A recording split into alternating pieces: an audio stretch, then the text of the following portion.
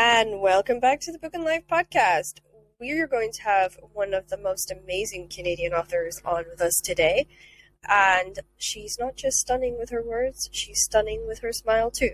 So I can't wait to introduce you to her. But before we do that, everyone knows we've got a little advert with Marianne Curley's new book called The Shadow, the Time Guardian series. I actually think it sounds pretty cool. The battle is over, the war is won, the prophecy complete, but life can't just pick up where it left off for Ethan. Struggling to cope with tragic loss, at odds with friends and the guard, he finds himself adrift, jumping at shadows and sensing someone who can't possibly be there. Blaming herself for the goddess Lathena's death, Giselle swears revenge and fulfilled the immortal's plan for world domination. But Giselle hadn't planned on love. And that leaves her with an unbearable choice. Should she follow her heart or the strings of a goddess short on praise but high on expectation, who continues to pull her from the grave? As the guard and the order battle through the past and into an impossible future, darkness lurks around every corner. The fight for the world's survival rests with just one. Is it friend or foe who stands in the shadow? And that being said, I have the distinct honor of welcoming a Canadian author who a lot of my friends has told me you have to get this woman on. So here she is, Lindsay Maple. Thank you so much for having me. And I really hope I didn't butcher your name, because I'm terrible for that. Sounds it. Yeah, it's pretty easy. It's very Canadian. Yeah, I find Canadian names are actually easier. Because the whole Scottish accent thing can sometimes get in the way of American names. I don't know why. No, I can understand that. Yeah, I have some Scottish ancestry, so we're probably distant cousins. Yeah, we probably are. I actually have traced some of my family to Winnipeg, funnily enough. And I'm told that's like a really out in the back and beyond kind of place, so I'm like, oh, I'm gonna have to go there sometime and just be like walking around and see if I could see any Shetlanders kicking about. Yeah, Winnipeg is very cold. I was actually born in Manitoba, so I don't know if it's someplace you'd want to visit for a long time, but yeah, it's right in the middle of Canada, so you can go anywhere from there. Oh, that's cool. Shetlanders love the cold. As long as it's not blowing like 60-mile-an-hour winds, we're generally quite happy. But when it starts hitting 80, we moan and complain. It's a Shetland thing. But we don't have any trees where I grew up, so that's an adjustment. When I come down here and there's trees everywhere, I'm like, what the hell's this? So yeah. But anyway, let's talk about your new book or a book that you're excited about. I know the listeners here are a global sort of the listeners, so we have a lot of Canadians that'll be listening in, and we've got a lot of Americans, so this is a really kind of awesome chance for you to reach some new possible readers. Excellent. Yeah, thank you so much for the opportunity. I have a book coming out in August. It's my debut novel. It's a rom-com. It's very steamy. Good. I like that. So it's called Not Your Basic Love Story. It's being published by Rising Action Publishing Collective. It's an independent press right out of Canada, so really cool to work with Canadians. And my cover artist was a Canadian as well, Ashley Santoro. She did a fabulous job on my cover. And it has, the story is based in Vancouver. The cover has Gastown on it, which was really wonderful. It's an important setting in my story. And it's about a girl named Becky, who is your basic white girl, which is where we get the title from. How she's having not her basic love story. And she meets the perfect guy who is wonderful, and it's a story of opposites attract and immediate lust turning to love over the course of the story. And the only thing that is their challenge is that they come from two different cultures. So she is Caucasian. She has kind of a Judeo-Christian cultural background, and his family came from India a couple generations ago, so he is a Punjabi Sikh Canadian, and it's about finding their middle ground together, what's important to them, how they move forward in their life, being true to themselves, but also making room for one another. And that's, I think, a really important story, because it's really about breaking down those barriers and those walls that kind of still exist in this world, and I think that's going to be an amazing story. You definitely sold me on it, that's for sure. I will be adding it to my TBR pile, and my husband will be rolling his eyes thinking, oh no, not another book. But no, like, I love it, and I'm an indie publisher too, like a published author, I should say. So I love it when you're actually working with independent publishers, because they have they allow us a little bit more say, I think, and they allow us to kind of be more true to ourselves and to our stories. And I actually started my publishing career in Canada, funnily enough. I was with a press that no longer exists, sadly, but I was with XOXO Publishing. And it was, Canadian publisher, Canadians that were doing all the covers. In fact, my cover artist I always go back to is Amanda Strews. And that's Strews Covers. And she's incredible. She's won a lot of awards for her stuff. And so it's nice. It's nice when you can actually find those people that you can connect with and work really well alongside. Yeah, I've had a fantastic experience with them. Alex and I hit it off right away. She liked one of my pitches in PitMad, and at the time I wasn't quite sure if I wanted to go indie or not, and I had a couple different independent press likes, and I just kind of filed them away to research later. But by the time I had gotten to them, I was kind of beaten down by querying and ready to just move on. But we actually rediscovered one another in a writing group put on by Bianca Murray out of the Shit No One Tells You About podcast. And I like the title. It's a good podcast. And so I ran into her there, and I was talking about my book, and she's like, you need to send me this book right now. And the rest is history. We've been really close friends, and working with her has been hilarious and amazing. And she's very knowledgeable, and highly recommend querying Rising Action if you have a book on their manuscript wish list, because they're great to work with. Yeah, and I will definitely keep that in mind, because I walked away 2 years ago. I thought, I got to that point where I got tired of presses shutting down really quickly, and I got really tired of that whole query process. And I didn't have the best experience with agents either, and I thought, okay, I'll walk away for a little bit and try and get myself back on track. But, it's so mad that you talk about PitchMad, because I actually got liked by HarperCollins's Harlequin, and they call themselves Mills and Boon over here. And I was like, that's crazy. Like, I always get liked on these sort of like PitchMad things, and then when it comes to the career, it's just like, yeah, splat. And I'm like, so yeah, no, I will definitely be checking them out, because I've got quite a few books that I'm working with, and then I went and signed with a production company for a feature and a TV series, and I actually did the scripts for that, which was mental, because it's a totally different way of writing. But luckily, yeah, I'd learned how to do. Here's the thing that most of my listeners are learning about me is I'm actually originally trained as a wrestling writer, which is super weird, because you're totally going into somebody else's character and somebody else's brain to write this story, but then you also have to convince them to do the story. So you're almost like a car salesman in a way. You're kind of like, you gotta trust me. This will be awesome. And they kind of look at you like, you sure? And you have to be able to answer the question why. And some of the guys I worked with, everything was asked. Like, why am I doing this? Why tonight? You kind of want to beat your head against a brick wall, because you're like, just shut up and do as I've told you, in a way. But then you can't like turn around and say it, because it's like this guy's like 6'5" and he's like 300 odd pounds, and you're like, if I say that, am I going to get flattened? So I kind of had to learn deep point of view, particularly for that. And that's how I actually started writing, was from deep point of view.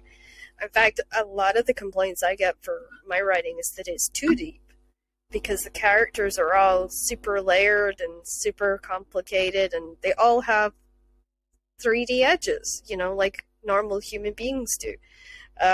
So I always find it funny when a publisher says, hey, your characters are too detailed. Have you ever experienced that where and they say your characters might be too detailed or Oh, too geez. complex? That sounds like a unique problem to you. I mean, that sounds like, I don't know, that sounds amazing. I love to read your characters, and you always see all the time in reviews, like these characters felt so real. They felt like my Yeah. best friend. I know everything about them. So it's hard for me to imagine having too much detail in that regard. Like for me, I'm always going back to add more detail when I learn more Yeah. about people and adding layers as I go. So I think it's really intriguing and interesting that you have all this detail that you can work with and you're able to create these real people. I think that's a really fabulous talent. Yeah, and I mean, to be honest, when I came to write mine, I had a lot of characters to work with, which was a bit off-putting when I started because I was working with a co-author at the time. And I have twin sisters who turn on each other. So it's not your average love story as you have written as well, and it's not your average drama. It's very different. It's very off the wall, and you've got one sister who knows everything but isn't sharing anything.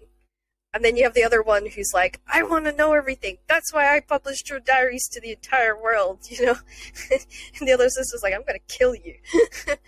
If I didn't have to save your ass first. So it's that constant back and forth between them that makes it fun. But that's when the publisher was like, that premise is really good, but there's too much detail between these two characters because they had a really deep history. And then you've got a half sister who's kind of thrown in between the two twins, who doesn't really know what to do with herself. She's kind of like, I'm the half sister. Why am I playing referee here? This sucks, you know. But she's also the one that's kind of screwed everything up, but doesn't really want to admit she screwed the whole thing up. So I try and add all those kind of fun layers to mine, which is where I get a lot of that complaints from. I just think that sounds super interesting. Yeah, you know, you'd think like a mainstream publisher would be like, "Oh, we want something fun and interesting," and then I hand my stuff over to them, and they're like, "Whoa, this is way more than we thought we were getting." So yeah, I get that. I get that a lot. So I always look for publishers that kind of love detail and love to kind of just get lost in the fullness of a story, and that's what it sounds like you've luckily achieved with yours. And so I'll recommend them too. I will make sure to give them a couple of mentions in the next few weeks and just give them a plug because I really believe in publishers like that, and it's so nice to hear that. So yeah. Yeah.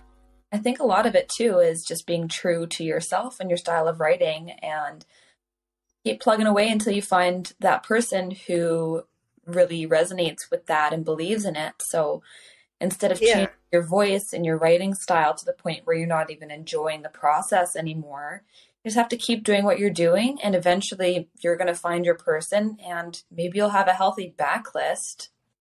Yeah, exactly. One Yeah. two punch. Because I mean, I've been doing this for 13 years now, and I feel old when I say that. But yeah, I've been doing this 13 years, and it's so crazy because when I say I have a 32 book series I want to do, publishers just kind of their eyes get really big, and they're like, "How many have you written?" And I'm like, "Oh, I've got 5 out, and I've got maybe 2 sitting there waiting to go." They kind of just it's that instant, "Oh my God" kind of reaction that I think is so funny. But yeah, no, it's great to have those connections, and I've been lucky. I have found some indie publishers that's like that, but unfortunately, with how tight the market is, sometimes they just go under, and you have to sort of start again, and that's at least been my experience. But it makes you determined. It makes you not want to quit. So I always say that to writers. Don't if your publisher fails, don't take that as a sign that your stuff isn't good. It's just the way the market is right now. So diving into books. Now, I am a feeling that you're a big reader, because I think most writers tend to be. So what's the book that stuck with you the most? My friend Bharath Krishnan, he wrote this epic political. I don't know if it's a sci-fi, but it's a political book, and it takes place in this alternate universe, and it's called Privilege, and it proposes this idea of what if white privilege was a drug that can be taken, and that's what gives people unfair advantages in society. And it's a really interesting thought exercise of how this drug works and how it plays out and how you can gain access to it and how it changes your life and it follows. It's a multi-book series, and I'm super lucky. I'm friends with him, so he just sent me his latest installment, and I can't wait to read it. I'm just so excited. But it follows the first one, it follows the main character through trying to gain access to this drug. He thinks it's going to change his life and make his life better. And it shows how his world is turned upside down trying to get there. And yeah, it's just a really interesting thought experiment. And it's always stuck with awesome, called actually. Privilege. Yeah. It's on Amazon. And yeah, highly recommend. He actually worked in politics for many, many years. So he has like a lot of insider's information on how politics work. So highly recommend. I find that when there is politicians that do these kind of books, you think, holy crap, how many of us wish we knew like half the stuff you do? So no, I definitely love that book, and I'll have to get the title off of you at the end. I think my partner would actually really love that, because that's the kind of thing that he reads, and then he'll like come back and say to me, whoa, what was this? So yeah, no, but that's actually a really interesting thought process, because I know that there's a lot of people that think just because we're born a certain way, we have automatic doors open up for us. I can safely say that that's not been the situation for me, at least. Like, as soon as people realize I'm a disabled author, the door slams shut. It's like, if you've got other obstacles to overcome, white privilege tends to be the thing that happens for us. So, that's another reason I do this podcast, is to advocate for people with long-term health conditions and disabled authors to be able to get a chance to really express their journey and their experience, and and also hold up new authors and authors that are really sort of making a noise because they might otherwise not get an opportunity. So I think it's good, because I'm holding up I've had a lot of bestsellers on, but I like having independent authors on, because we tend to have a more, I don't want to say rounded opinion, but we tend to be more kind of easy for people to connect with, because they don't think we're sitting in mansions writing, if you get my point. Yeah, absolutely. There's definitely different types of privilege out there. So, I mean, you can benefit from white privilege, and as a disabled person, like I'm abled, so I have ableist privilege and whatnot. Yeah. There's just certain obstacles I can't even fathom that you have to deal with every day. And that's what privilege is. It's about, there's obstacles out there, some you might be aware of, some you might not be aware of, that give you an advantage because you don't have to deal with them. So I think that that's really important to understand, that there's different types of privilege, and it's not something that I have, you don't. It's just an obstacle that I don't have to overcome that you do. Yeah. And it's really important that we be, respectful and understanding to each other, because you have to work harder to get to where I am, because exactly. And I think now, with the way that the media is and the way the media is being driven, I think almost like everyone looks at a white female as being the perfect person in privileged society, whereas I almost feel like I kind of sit back and I'm like, I don't think you really understand what it's like on this side. Like, you could have an invisible disability and people don't know it, but if you need that disabled seat on a bus, the sort of looks you get because you take it is pretty bad. And that's kind of why I like to just say to everyone, this world, we need to be understanding of each other, because we have no idea what that person's dealing with in their lives, and we have no idea what's going on at home.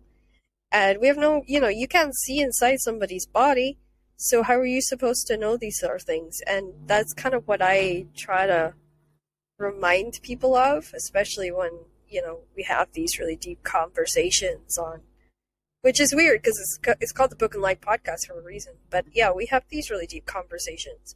And I just kind of hope it makes some sort of impact with some people, and it makes, people more understanding and more relaxed with one another. I don't know. Maybe I'm hitting against a brick wall here, but No, I think it's if always you more empathy and understanding for our fellow human beings. So I'm all for yeah, that. yeah, I'm all for that too. If you had time to like just sit and read a series and also an author, who would you pick and why? Oh, wow. Ken Follett. I love him. I love his books. I love reading historical fiction because I love to learn accidentally. And Yeah. I fell in love with his writing back when I was like 14 or 15. And after reading Pillars of the Earth, I sent him an email telling him I wanted to be a writer, and he wrote me back. And so I just love his writing and his books, but they're huge. And I just want to sit there and disappear and soak up every line. But I find at the place where I am right now, I'm doing a lot of skim reading. So I have these books sitting there on my TBR, and I really want to sit and enjoy them, but it's just not the time for me. So I'm waiting until later. Yeah, no, I get that. I literally got hit with like two sets of edits while in the middle of like the writing a new contemporary novel. I was just like, oh no, because it means I don't get to read. And then I'm also studying my BA honors course right now, so it's like triple the ideas, and then I'm like, oh, I'm not busy enough. I'll just fire a podcast in as well. And I was like, yeah, Crystal, you lost your mind somewhere back around corner number 3. Oh So no. yeah, my husband goes, how scheduled are you today? He's getting used to it though now. It's kind of funny. And it's funny you say that because I actually started reading a lot of historical romance when I was young. And I started with Catherine Cookson. And she has a really brutal way of looking at history. But she writes it as she saw it. So she was not upper class or middle class. She was actually a servant in a house. So she actually started right there at the bottom. And it wasn't until she got married and she moved into that kind of life that she had that opportunity to write. But she was dyslexic, so she got really depressed writing. And I thought, that's a huge overcome struggle. And it actually explains her books a lot when you read them, because she writes exactly as she talks.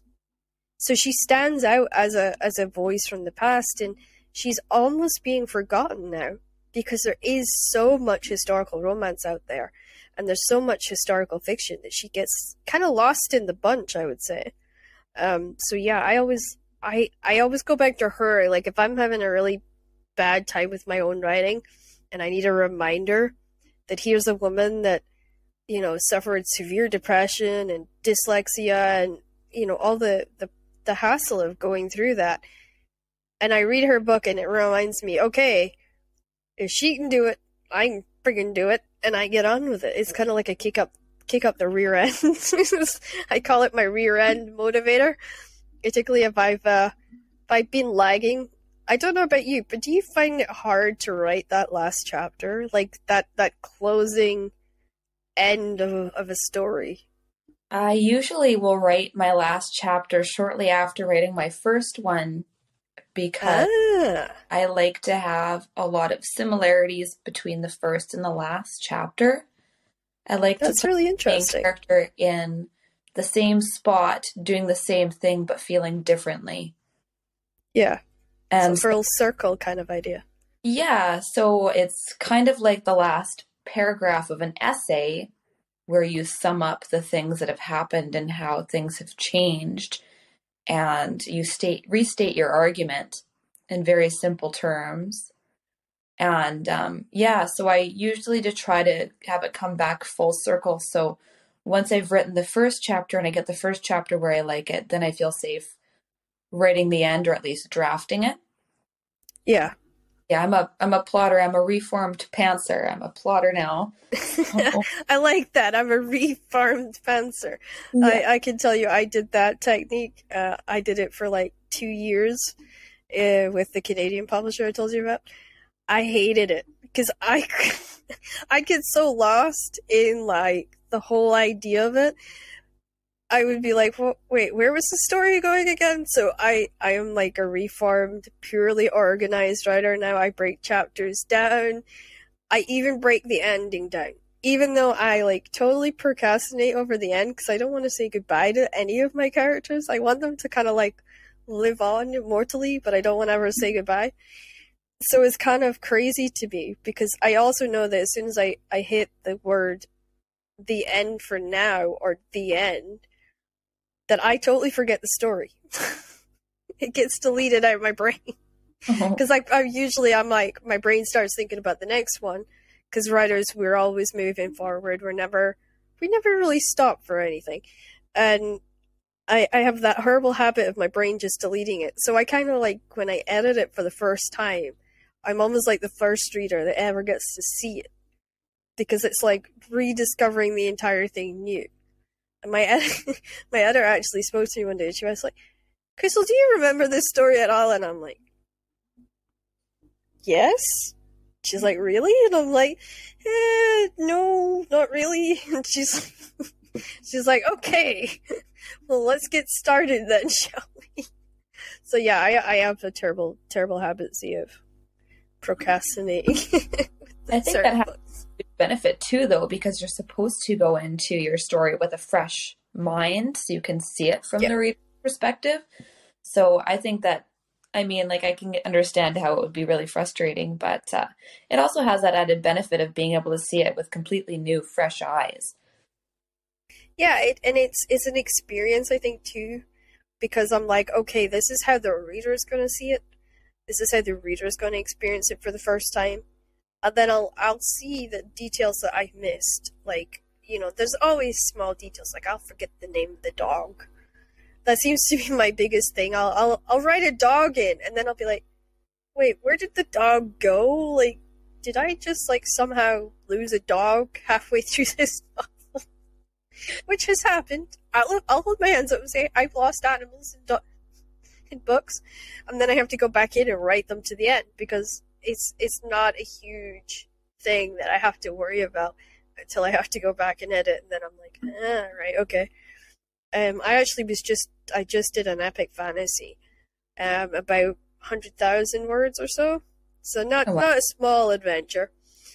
And my editor, she started editing it, and then she sent me an email. She's like, I'm really sorry, but I need to do 2 deadline extensions on this. And you know that sinking feeling? You're like, oh no. And she's like, it's not that. It's so good. I keep getting lost in the story that I have to go back and make sure you've actually written it correctly. So I'm like, I don't know if that's a good thing to hear or like a bad thing when it comes from an editor, but I'm going to go with good for now and just see how it goes. But yeah, I always laugh at that when I get a message going, it's too good, I need an extension. I love that. That's awesome. That's exactly what you want to hear. Yeah, but then it's also kind of like, oh no, am I going to make my deadline now? Because it kind of flies back on you. So if you had a chance to sit and speak with an author, and time is just like infinite, and it can be somebody that's like no longer with us, but it could also be somebody here and now, who would it be and why? And what would you discuss? Well, the author's name is Margaret Owen. She's alive and well. She writes That's good. YA fantasy. The first book was called The Merciful Crow, and the second in the duology is The Faithless Hawk.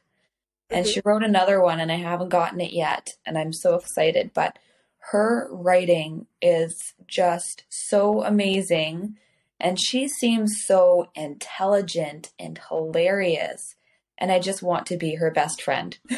She's so cool. I like that. I'm like, I want to sit and talk to her because she would be my best friend. Yeah. I like that so much.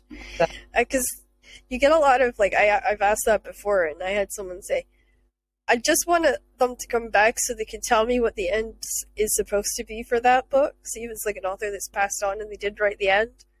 Then, you know, like that's, I always think that's a good one. Like, I just want to know what the end of that book was. No, I just want to hang out with her. She sounds so cool, and her books are so inclusive. And I started writing with YA fantasy, and then I read this book, and I'm like, okay, I'm done writing YA fantasy. As Yep. long as the Yep. person is writing YA fantasy, I'm good. She's doing a great job. I'll just read her books because this is too awesome. I had that experience. I picked up L.J. Smith, who wrote the Vampire Diaries series, right? Now, I had watched the series. I loved the series like everyone else usually does, but I read her books. They are nothing like the series. Totally 100% different. And I fell in love with the fact her characters were just so off the wall.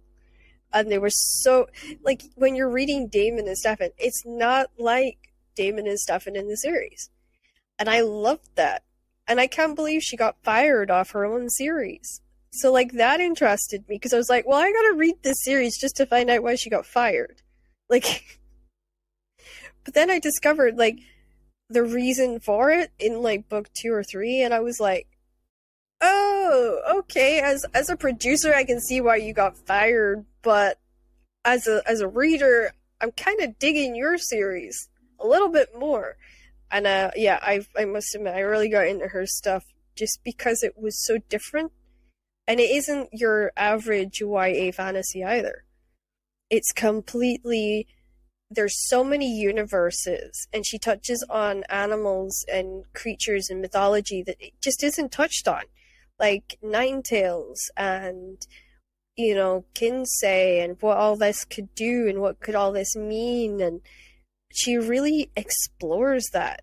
And she picks out some really amazing things. And I was lucky. I actually got to sit and talk to her once. Even though it was online, but we were sitting talking on Facebook, and I thought, wow, this woman's incredible. And she said, she's like, just because you love my series, don't give up writing YA. She says, because your characters are so meaty. I want to read your series now. And I'm like, all right, okay, I'll keep going. What Like that couldn't be higher praise if I asked for it. So, yeah. And luckily for her, Carla still exists for that reason. I would have probably given up. Is there an author, past or present, who has influenced, inspired, or excited you about reading, but also about writing? I'd probably say the series that got me most excited when I was younger and really got me interested in voraciously reading and wanting to write someday would be the Inheritance series by Christopher Paolini. All right, okay. Yeah, so remember that one with the dragon and whatnot? Yeah. Oh Yeah. man, I probably read that first book like a million times. I'd take it up into my tree and I'd read it up in my tree like a complete weirdo. Oh And no, that's not weird. That's actually kind of awesome. I didn't have a treehouse, so yeah, it wasn't a tree house. It was just a tree. I'd sit on a branch and I'd read in my tree. Yeah, I didn't have a lot of friends, but I had lots of books, so that's even better. books are better than friends if you think about it. They're You can always take there. them anywhere. They don't have deadlines. They don't have bedtimes, and you know you can throw them at a wall, and you can still be friends with them afterwards. Like, You can't really throw your friends at walls. That's generally frowned upon. yeah, it is a little bit. Yeah, I remember. I had a friend. She was a book reader too. And we were sitting in the library reading, and I got so annoyed at this novel that I was reading, I actually threw it against the wall. And it missed her like by a hair's breadth, but she didn't talk to me for like 2 days. So I always considered, like, you know, books can't fall out with you, but you know, people can. So I always say no. Books sometimes can be better than friends. So I'm with you on that. Mm-hmm. Oh dear me. She actually ended up throwing hers at the wall 2 days later. What time would you visit if you could go back in time, and why? Oh man, if I could go back in time, I don't know. I feel like the world has been a very scary place up until recently. So I'm the kind of weirdo. I don't fantasize about the past at all. I think Yeah. everything was dirty and stinky and scary, especially for women and people of color, Yeah, at least on this exactly. continent. And I think that the present day is the best it's ever been. And we're only going to get better, hopefully, fingers crossed. I'm So with you on that one. yeah, I don't know if I would go back in time and visit anywhere. I the past scares me, and maybe that's because I read too much Ken Follett, but yeah, No, I I get that. I get that actually. Yeah. I mean, for me, I'm a big fan of the Victorian age, but I think that's because I always felt like I didn't fit in this day and age. So like I always liked the idea of wearing those tight dresses, and especially being in Shetland where we have that sort of ladylike, I would like to say ladylike style drilled into us as children. So I had to learn just to knit and cross stitch and be able to pour tea and make tea and know what you do if you've got guests in your house or if you're a guest at somebody else's house. Like my gran was so into all these manners and being ladylike. I remember her taking me to a hotel for lunch one day, and she goes, "I'm going to teach you how to eat in a restaurant." And I went, "How do you mean eat in a restaurant? Isn't it just like eating?" And she's like, she just sighed and she went, "Oh, Crystal, Crystal, Crystal, you've so much to learn." And I always felt like this kind of little bit like an idiot because I was always learning these sort of manners and stuff. Yeah, and she, I think because that was the way she was and the way that she was brought up. And it's weird because when you go back to Shetland, people's thoughts and opinions are 50 years behind. So it's weird because you're kind of like going back in time every time you go there because there is still this society in Shetland where, swearing is frowned upon and, you have to marry in your society and don't you dare marry lower than yourself. Like, it's a way of thinking I thought would have been outdated by now. And I never realized that that was not the normal way of thinking until I moved to the mainland of Scotland. And then I was like, oh. Because I met Ian's mum, and I love her to death. I call her my mum. And she was just like, "Why are you being so polite? And what's with all these manners? Why are you so skinny?" And it totally just evaded everything that I had ever learned. And I was like, oh, so there's people that exist as like me who wants to swear like fishermen, that wants to go and get mucky and dirty and doesn't want to sit there looking pristine and have their hair done. And I like this new world. yeah. So it was kind of awesome for me. But yeah, like I like asking that question because some people are like, it makes them think twice. Has there ever been a book that you wished you'd never picked up? No. I think even the books that I didn't like or that I disagreed with, I learned from. Yeah, So I would agree with that. Yeah. even like the Twilight series that I read when I was 16 and I voraciously read it in one weekend, the whole thing. I was grounded, so I have that excuse. But So do I, except for I was like 21. yeah, it was so good and so bad, and I loved it and I hated it. And even today, it's like, oh, I love it and I hate that I love it. But it's one of Did you those buy the things Edward where you learned so much about what makes a book viral, Yeah, Yeah, you do. And it was the same thing with 50 Shades of Grey, which is basically just an adult version of Twilight. I'm glad you said that because nobody else has ever agreed with me on that. So I am adoring you just a little bit more for that. Did you buy the Edward book though? Did you cave when it came out? I haven't yet, no, and the only reason is because it's so big, and it's the same problem with Ken Follett. It's like I want to sit down and read it and not be interrupted, because it sucks when I'm reading books. Like I'm reading pretty much just adult romantic comedies, and there's a lot of naughty parts in there. And Yep. I'll be sitting there like crossing my legs and biting my lip, and then my kid comes and climbs on my lap. I'm like, okay, we're done. Yep. It totally destroys the mood, doesn't it? Ruins it. I must admit, I pick up a book and I don't read the back. When I get a book, I don't read the blurb. Same. Hard same. And you know why? I feel like it destroys it. Totally. I'm so glad you said that. I'm the same way, because I feel like I'm just reading to get to where the synopsis ends, and it ruins half the book for me. I want to be surprised. I stopped that a long time ago, and people go, but don't you want to know what you're picking up? No. If I Nope. like the author, I don't care. Like I did that with Rachel Kane's series, Bitter Falls. I think it was Bitter Falls or Bitter Leaves. And it's a thriller. Okay, so I thought she's always written fantasy YA. I stupidly just read, okay, it's Rachel Kane, it'll be great.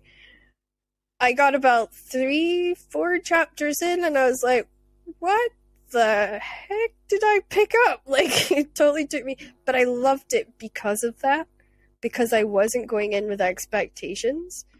And I did that with Kelly Armstrong's Omens.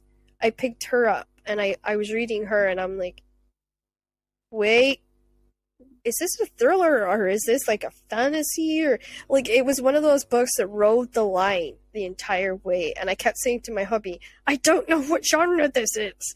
Like, it drove me mad, but it was good because it was like driving me mad good, not like throw it across the room mad. And you know, I did actually, I'll admit, I caved. I bought Edward, and then I got to read it in peace because I was in ICU during the summer last year, and I read it because I had insomnia for 3 weeks. Oh. So, and I was like, I need to read something, and there was 2 books my hubby could have picked from that was in my locker, and he picked up Edward's book, which seemed like a really good idea when he gave it to me, and then I tried to read it, but I was like full of wires and tubes, and I'm like trying not to pull anything off, and it's like, urgh. But I was saddened by it. I didn't hate it. I just was saddened because I expected this to be more than what I got. I wanted it to be Edward's life before Bella. Right? Oh, That's yeah. kind of what I went into thinking it would be. And it really isn't. And I thought, oh. And a lot of the time I felt like it didn't make sense. And I know she took years to write it, and I was so gutted because I really, really wanted to be tweeting, I love this book, I love this book. And then I couldn't because it felt like a bit of a letdown. Oh, that's too But I bad. have learned from it. I've learned from it. And I think what I learned from it is sometimes you need to let series go at a certain point and not try to keep them going because they're easy to write and because the characters are so easy to write. Now, if she did one about Jacob, I would probably be more interested because I don't really think we learned that much about Jacob, to be I honest. love Jacob. I was Team Jacob. But if you want a Yeah. Stephanie Meyer book, I'm not sure if you've read it, but The Host. I So am good.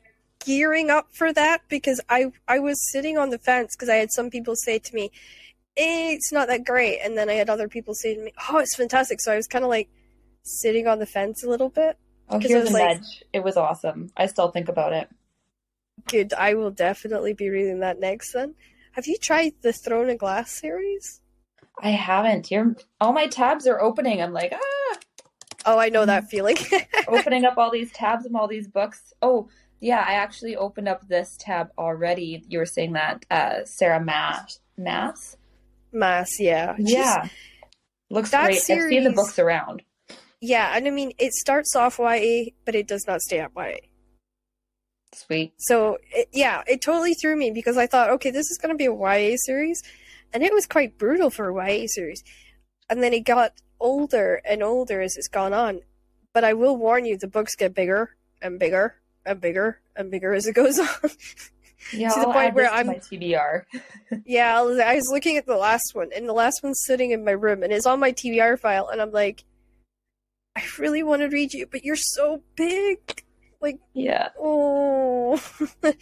But I decided to take the jump this year, and I went into the Bitten series by Kelly Armstrong.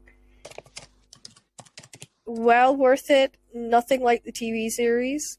It is actually really awesome. And I thought, why did I watch the TV series when the books are better? Oh, So yeah, that's I always the recommend. case, isn't it? Yeah, like that's becoming the case more and more. Like there's a Scandal of Anatomies just come out, and I have the book sitting on my bookcase, and I'm like, should I read the book or should I watch the show? It's that way where I'm sitting on the fence because I know the series is going to be different to the book, but how different? Yeah, I feel So like it's one yeah. of those things you have to read the book first, and Yeah, then I go think watch I'm the gonna read the series. book I mean, first, yeah. yeah, and then be like, yeah. I did that with Outlander. However, I couldn't watch Outlander because I knew what was coming at the end. Yeah. So And I yeah. can't watch Outlander because history freaks me out too much. Oh yeah, and that's brutal as is, but at least she gets it spot on. Like she gets the Yeah. history spot on. It's just I wish she would kind of maybe pin down her accents a little bit more and her Scottish dialogue a little bit more, because like sometimes it's Highland Scotland she's referencing, and then all of a sudden she's using Lowland dialect, and I'm like, that drives me nuts as a Scottish person Yeah, because I I'm can like it's imagine. it's two different things. And I remember tweeting her once and saying, your dialect's driving me mad. And she's like, but I had all these people that are specialists in it that told me to do it this way. And I'm thinking, it's different everywhere you go. Like you Yeah. could have a specialist who knows all the dialects, but back then, unless you know like you've lived in that area and you spent time in that area, it's really hard to nail it down. So I do give her a little bit of leeway with that, but yeah, like those little things get me. Never ever read The Gypsy by Leslie Pierce because that will totally freak you out. Yeah, no thanks. I'm just gonna stick to Ken Follett. Yeah, it's a lot safer. So I always say darker elements for this question. However, I will explain it a little bit. When I go into sort of questions and conversations about darker elements, what I mean is the person that's stopping a love story from coming into play, or that is the obstacle that the couple has to overcome. Like how you get your mind into that zone to write that, and how you come up with the idea of the roadblock that brings you to that point. Well, I plot now from being a pantser, so I use Story Genius by Lisa Oh, Cron, okay. and I interpose that over Romancing the Beat. And I can't think of the author name for that one, but it's a fantastic tool for anyone writing romance or romantic comedies. So, in the exercises that you do in Story Genius, you go through all sorts of backstory and you use that to get into the darker elements, the themes that you're going for, their dark night of the soul, and how it all interplays. So, for my first book, my debut novel, I pantsed that one and I just got lucky it all worked out. And for my second book, I plotted that one and it actually got me a literary agent. So I'm like, well, that worked. Sweet. Yep. So I'm doing it again for this current book, and I'm really happy that I'm doing it with this current book because it is a challenge. This book has some really interesting, dark themes that I'm writing, and it's dealing with the patriarchy. I'm trying to think of the word, but it also deals with misandry and Yeah. how feminism is important, but feminism is also important for men. And we can't fall into this place of misandry where we hate men. And as Exactly. a Yeah. mother of two little boys, I'm raising two little feminists. And I like that. it's very important to me that in becoming more of a feminist society, we don't leave our men behind. They need Exactly. Yeah. feminism too. And that's one of the themes that I'm going for in this book. And it's a hard balance. And I also have some things going on in the book where her friend, who is a Black Canadian woman, is trying to tell her that something she's doing is culturally inappropriate, and she reacts really poorly to that, as what happens often with white people when we're told we're not being sensitive to a certain subject. We get our hackles raised instead of listening. Yep. And I've been reading a lot of books like by Ibram X. Kendi and White Fragility. And so you want to talk about race. So I've been preparing for something like this. But it's very Yeah, important when writing a romantic comedy that the storyline is still fun and upbeat and sexy and interesting without beating your reader over the head with these themes. So I like to call exactly. it And like I think that's accidental important. learning. You read something for fun, you learn accidentally along the way, and that's kind of the balance I'm trying to achieve. And that's really admirable that you're doing that. And because I've looked at I here in Scotland, sometimes the feminism word is a bad kind of, they all have bad connotations to it because they think, oh, it's women who just hate men and don't want everything equal and we want better than everybody and we want better money and everything. And that's not the case. Like, it is so not the case. And there is, like, I grew up feministic. My mom was a feminist in an island where feminism was kind of beaten out of you by your education system, by your elders. Hell, even my peers, like all the girls I went to school with, feminism was like, you didn't shave your legs and, you smelt funny and, they had totally no real concept of what feminism was.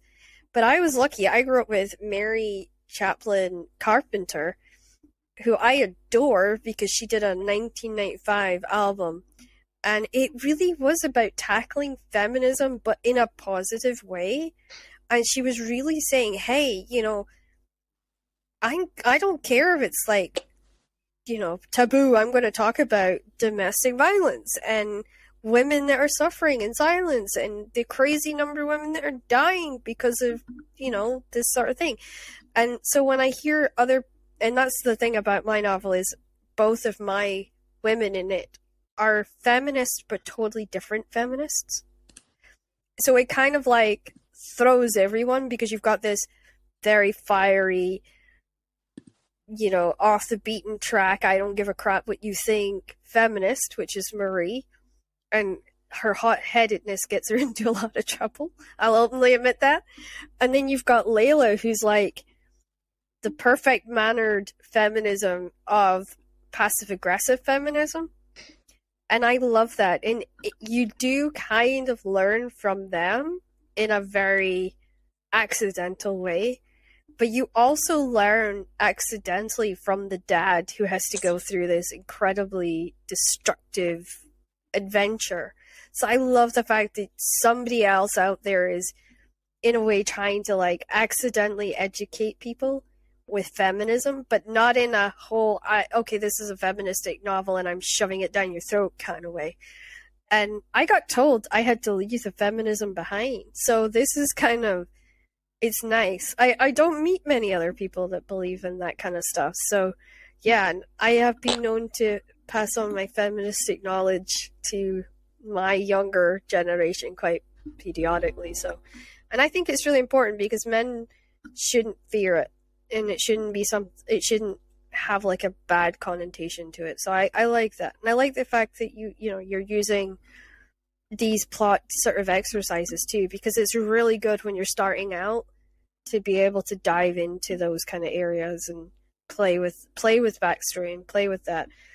I never personally found it helpful, but then I had gone into a world that, backstory and 3D-ness was so important from the get-go that I almost found it difficult to do the exercises because all that backstory was already there before I began, really.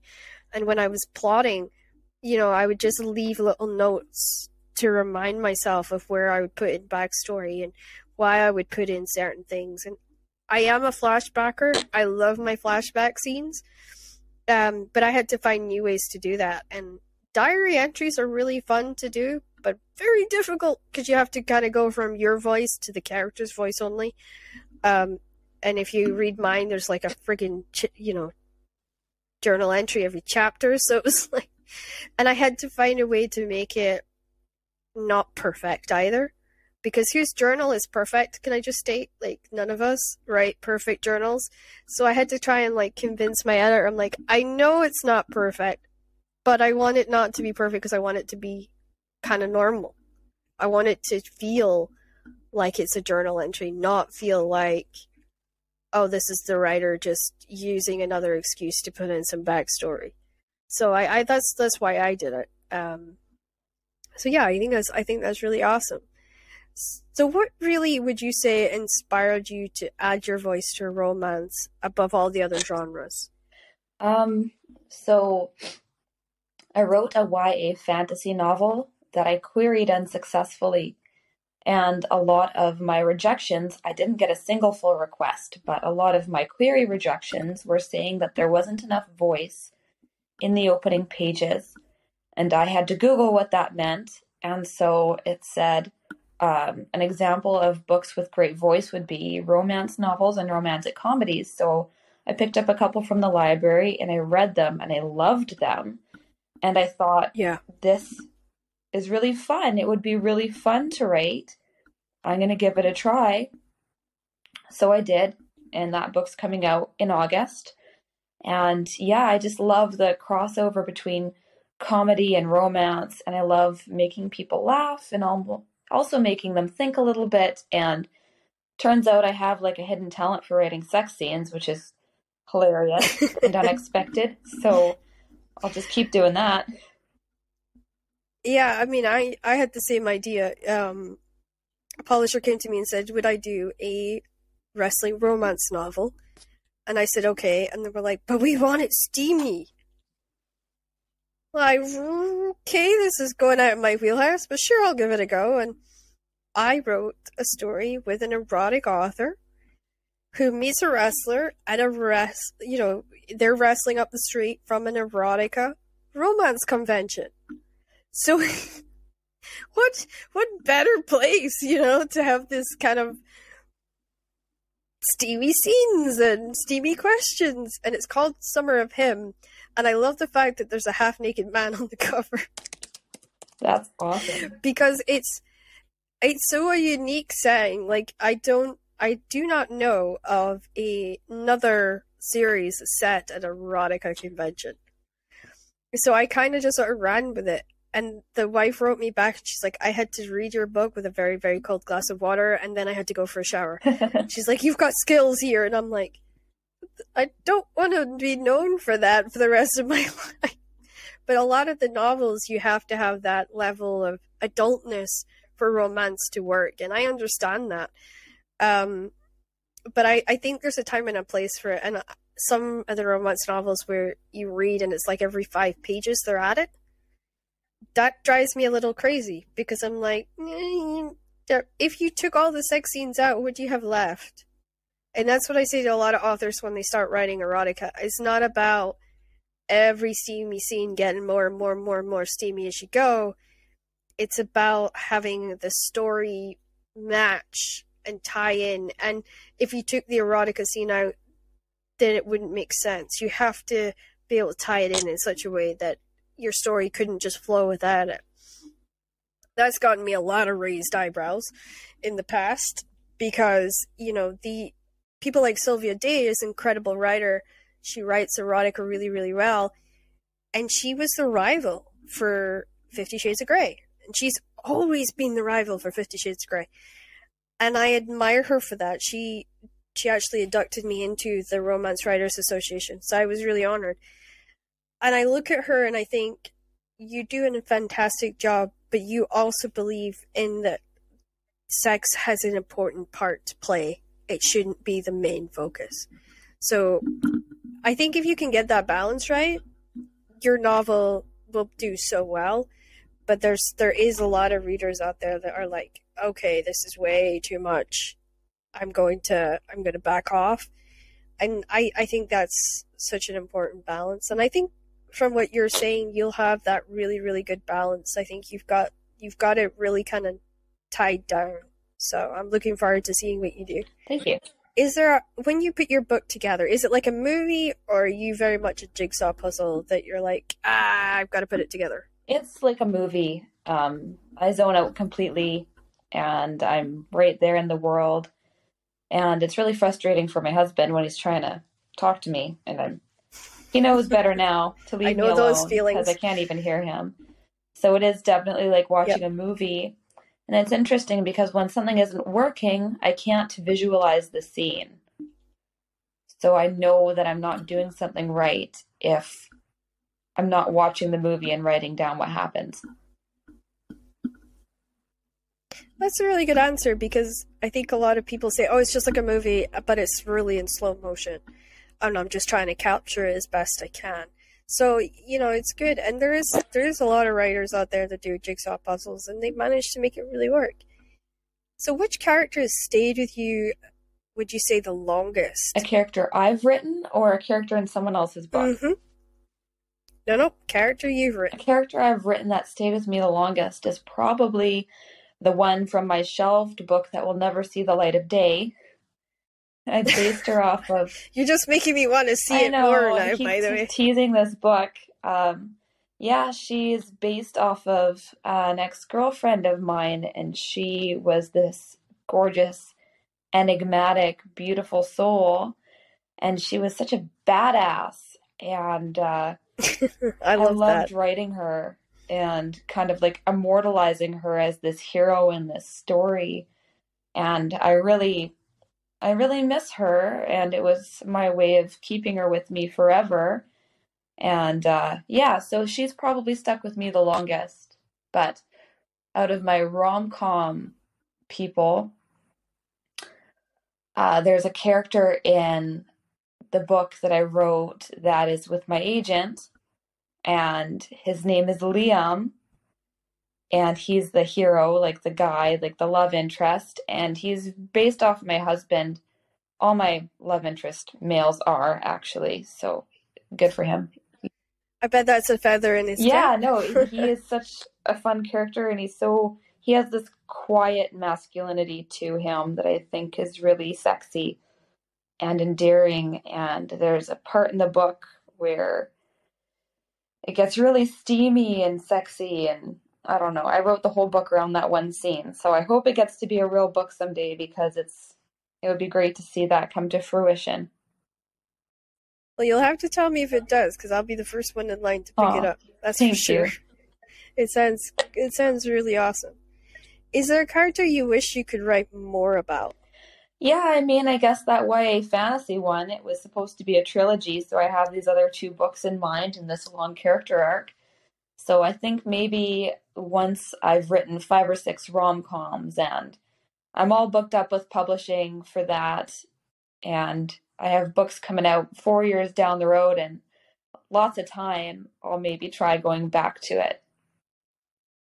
Yeah, and it might be that when you go back to it and you read it, you might be able to find that thing that you can do to just make it whole or make it round, that you can send it to your agent and say, hey, I want to give this a go and see, what the sort of response is. And if you ever do get it finished, I would recommend speaking to Kristen Petit over at Harper Teen because she is incredible.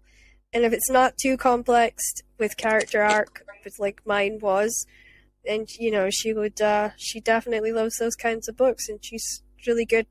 I would recommend your agent speak to her because you never know. Sometimes if it comes from somebody that they know and they recognize, they give it a shot rather than some people that just reject it based off the fact that they have no idea who you are.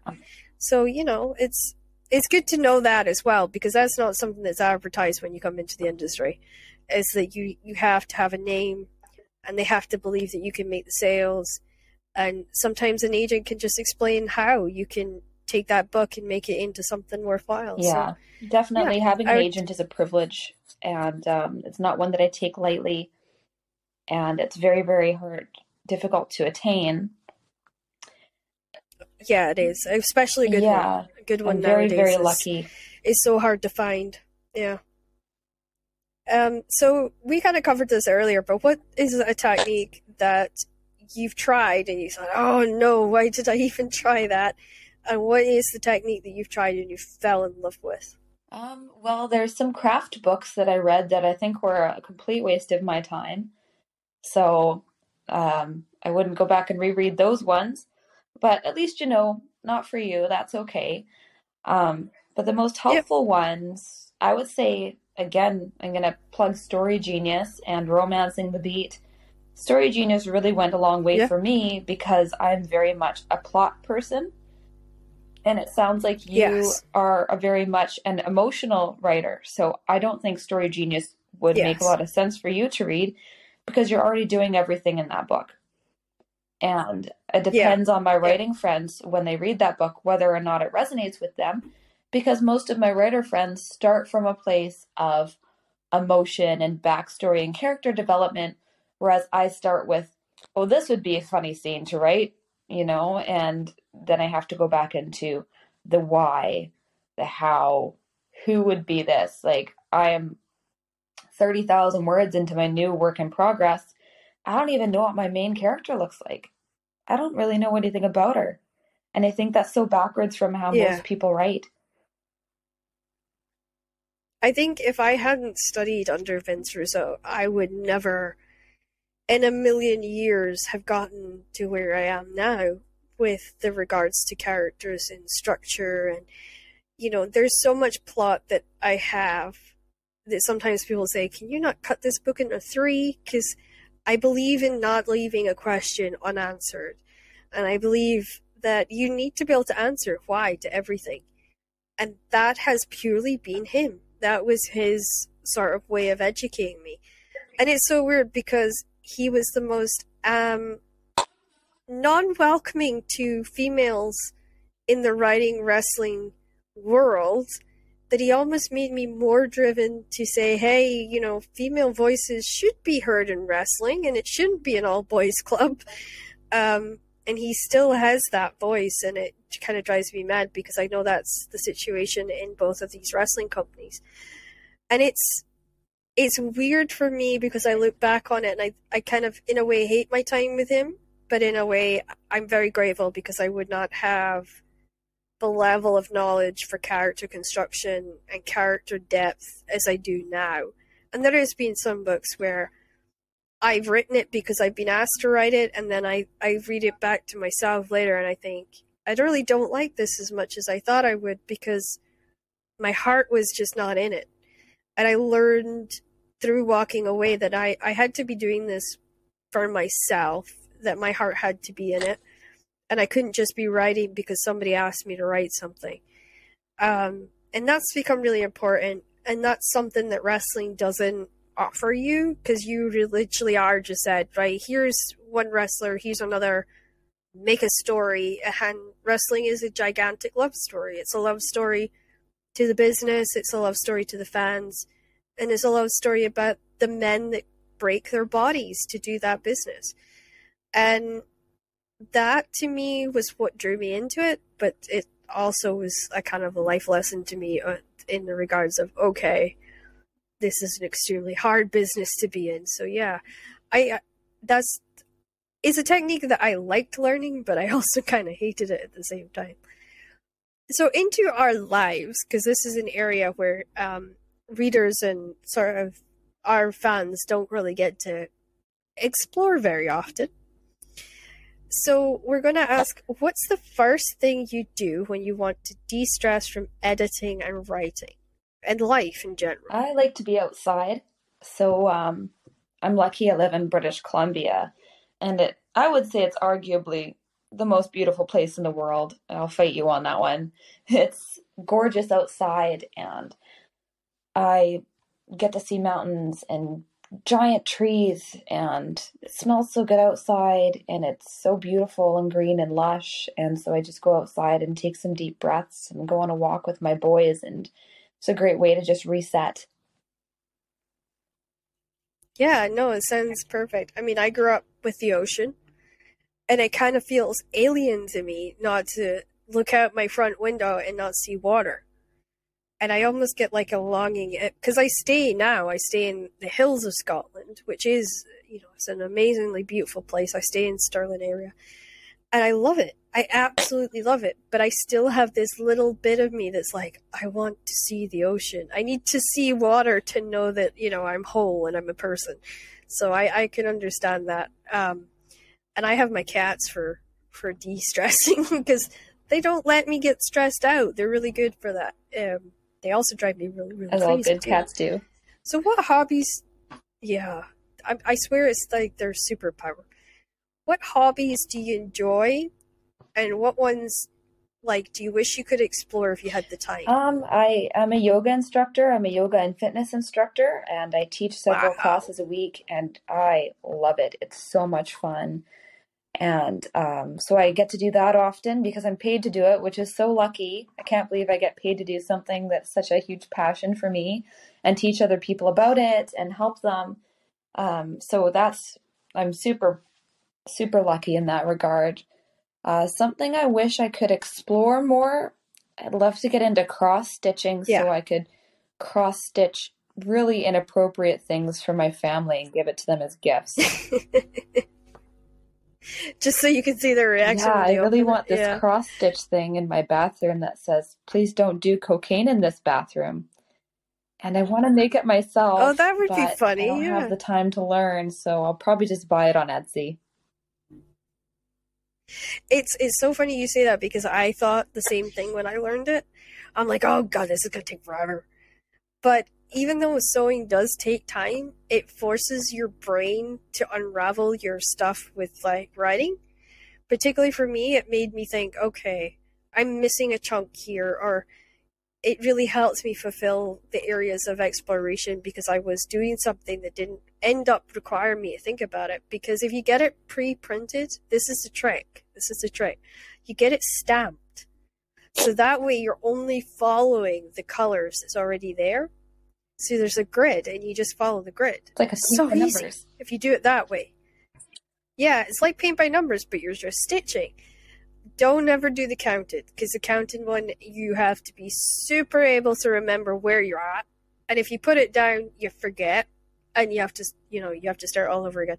So I hate counted, but yeah, if it's pre-stamped, I'm golden. I'm good. I can get through it. And I've made cushions and quilts and pillowcases for my family, because it's a good way at night, especially if I'm trying to like switch off from writing, which is so difficult for me to do.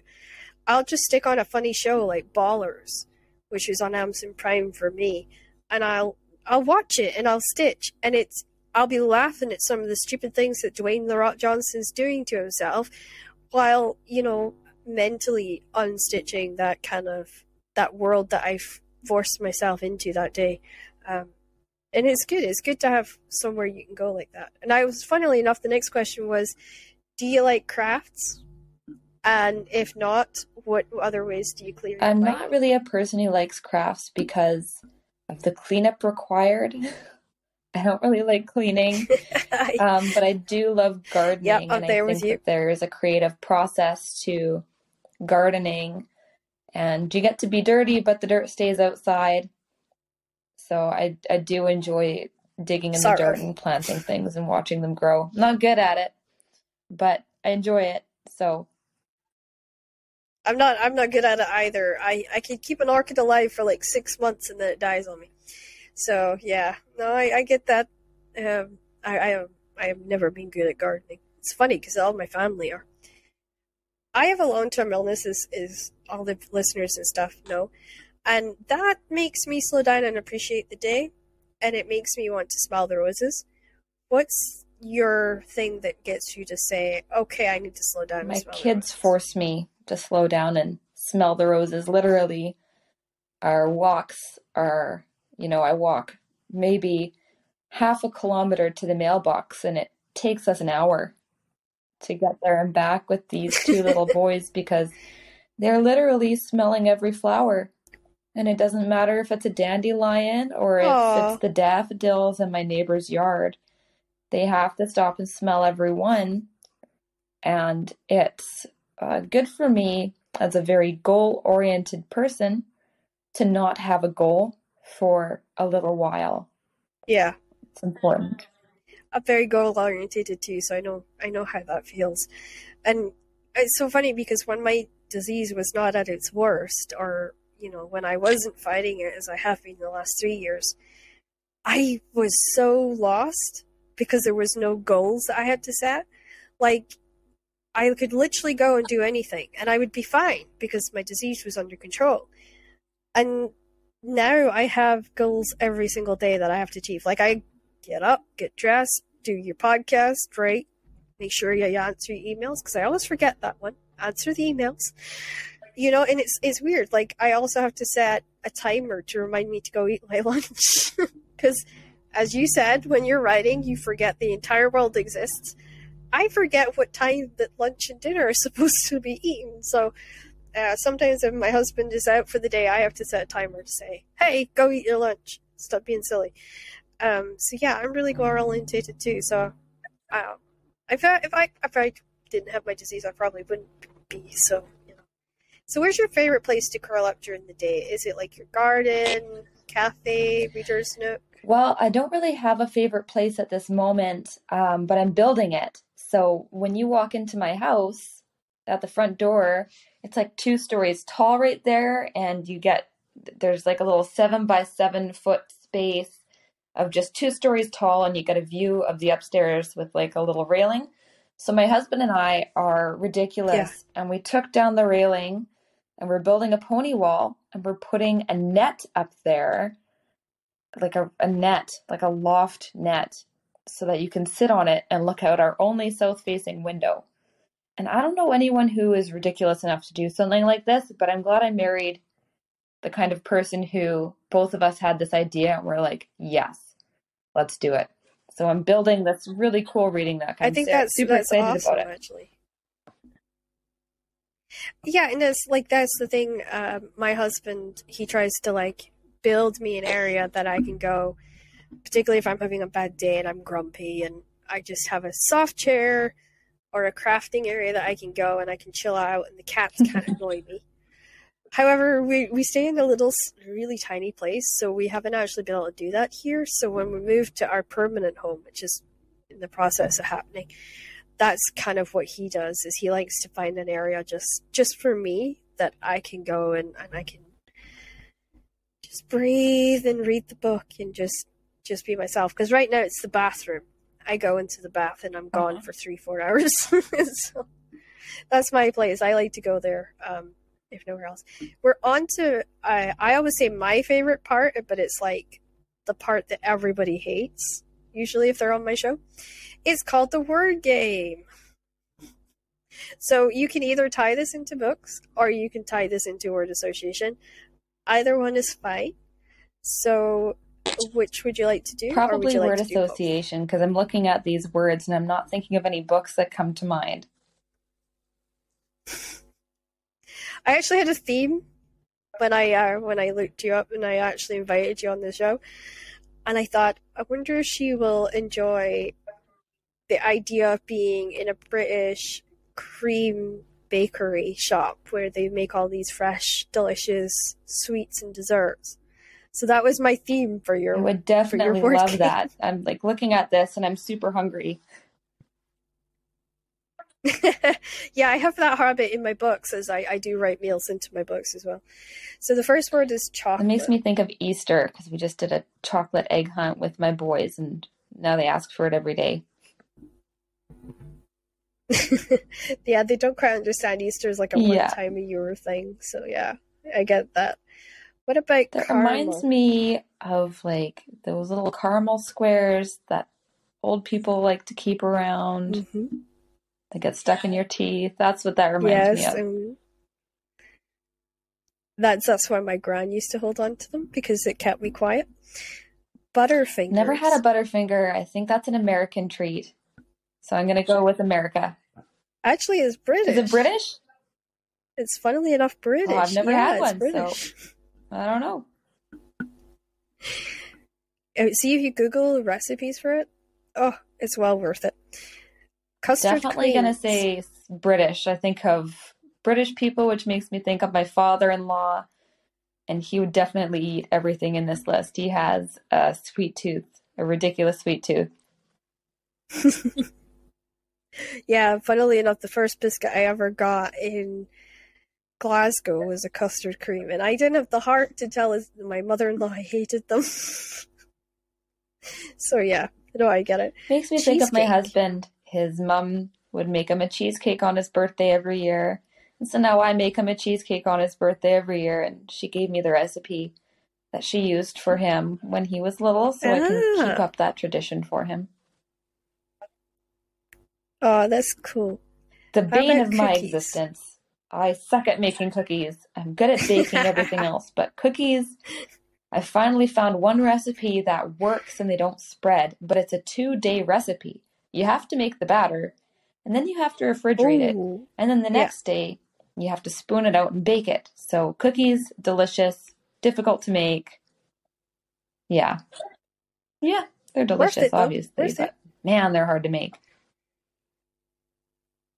And of course, these are called cinnamon swirls in the UK, but I don't know if they will be the same. They're also known as Danishes if you're in Well, the US. swirls reminds me of an ice cream shop in Medicine Hat where I grew up, and you always knew it was summer because swirls would open, and that was like the mark of summer. Yeah, no, I get that. We used to have ice cream vans that would come around with swirl ice cream, and that was you. Like you knew summer was there because the ice cream van had come around. So yeah, no, I get that. What about Cinnamon is the cinnamon? name of a cat that I had growing up. He was a big orange Oh, cat, cool. and my little sister, when we got her the kitten, we gave it to her, and she's like, "Oh, look, a hamster." We're like, no, it's a kitten. Well, to be fair, yeah, no, to be fair, that is actually quite a common reaction to kittens. I actually had a student in my class that she got a kitten for Christmas, and she turned around to her mom and screamed, "Oh my God, it's a rat!" And her mom was like, "No, no, no, don't kill it, don't kill it, don't kill it." Yeah, there's some weird stuff goes on in Shetland sometimes. Oh man, I love Coffee. coffee. We are coffee fanatics. I I drink it know, so do black I. and I buy it fresh roasted from a friend who buys the beans and roasts them in her house. And so I get like fresh roasted beans. And yeah, I'm a big coffee aficionado. I love it. Have you tried the flavor ones? Like you Oh, get for like sure. Christmas themed ones Yeah. on Amazon sometimes. Yeah, I'm terrible for that. Like Ian'll know it's Christmas time because I'll have like the mulled wine Mm. mix boxes come in, and then there's like the apple cider ones, and I'm like, and Ian's like, seriously, you cannot drink this much coffee if you're gonna have a kid with me. And I'm like, well, I grew up on coffee, and I'm not Yeah, too I hear ya. damaged. So I think I'll be either really lucky in pregnancy, and I'll be like, coffee's okay, or I will even smell it and I'll be like his mom, and I'll be in the bathroom. Just Oh, that'll be like my trigger or something. And I hope it's I know. not I because I'm love super coffee. I addicted. had to start toning my coffee intake down because it was making my anxiety worse. So I just started mixing decaf with Yeah, regular beans, and it really helped me if you're looking on cutting back on your caffeine intake. And so now, I will definitely try that because I have Nescafe Instant. I used to have a coffee maker, but I what? blew three of them up because they were Oh, like these really cheap ones that my hubby bought me, and he didn't quite understand the cheap ones yeah. don't really last that long because the seals go and stuff. So one of Oh, them flooded our kitchen. Um, yeah, that was interesting walking through, and the water was just like oh. everywhere. I was like, okay. And then the other one actually went bang. And I was like smoke's coming out the kitchen, and I'm like, oops, oops, I didn't mean to do that. So yeah, my hubby says I'm the kiss of death Maybe for just get a French press electronics. so that it doesn't explode on you. Yeah, that's what I did. Yeah. So he's Yeah. like, French press only. So yeah, I do that. Well, it's been amazing having you on, and we will definitely have you back when your next book goes into publication. So definitely keep in touch with me. Thank you so I look much. forward to it, and I will look forward to buying your book. I'll get you to send me over the publishing name, and I will plug them for a few weeks so that they get a little bit of exposure. But yeah, it has been amazing having you on. And guys, next week we're going to have on the award-winning children's author from Britain. So be sure to check that out. And I will see you all next time.